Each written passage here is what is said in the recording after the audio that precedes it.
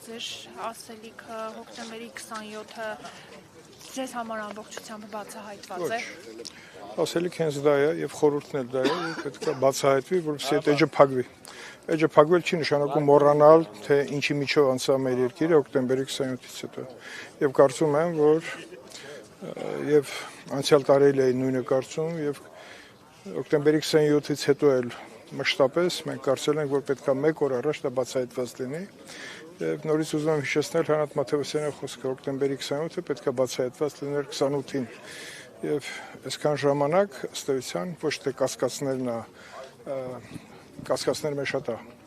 ուղղորդում եւ կարծում եմ, որ գլխավոր դատախազությունը, քննչական մարմինները անջատված մասով եւ ընդհանրապես դեռ հնարավորություն կա հասնել լիարժեք բացահայտման եւ լիահույս եմ,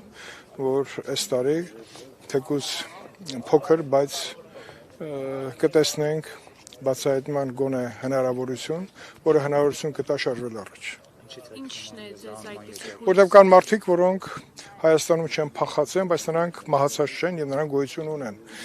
Նորից կրկնեմ այն մարդկանց ցանկը, որոնց ես կուզեի, որպեսզի մեր պատկան մարմինները օր առաջ տեսնեին Հայաստանում եւ տային իրենց հետաքրքրող հարցերը։ Ալիկ Հարությունյան։ Որտեղ Ալիկ Հարությունյան, ամենակարևոր վկաներից մեկը։ Չկա, չէ՞։ Վկաների շատերը մահացել են, բայց կան առանցքային վկաներ, որոնք կան եւ չկան, եւ իրենց չլինելը պետք է մեզ հուշի, որ նրանց ներկայությունը հնարավորություն է տալի նախաքաննական մարմնի 99 թվականի ձեռք բերված ապացույցները պետք է նորից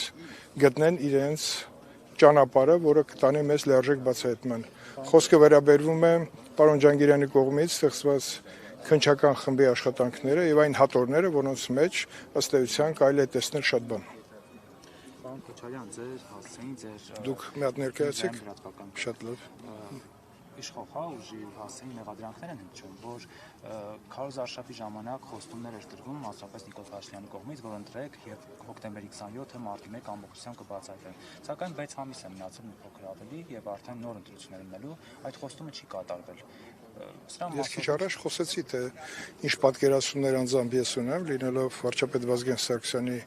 անմիջական կողքը գտնվող անձնավորություն, որը նաև պատասխանատու էր ուժային համակարգի զարգացումների համար։ Եվ ես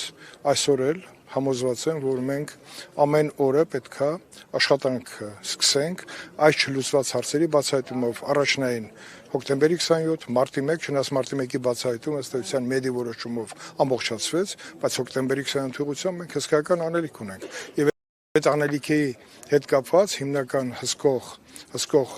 գործառույթներ ունի գլխավոր դատախազությունը, նաև գլխավոր դատախազը ընտրվելուց մեզ բոլորիս խոստացել էր, որ դա պետք է լինի մեր բոլորիս պատվի հարցը, դրա բացահայտումը։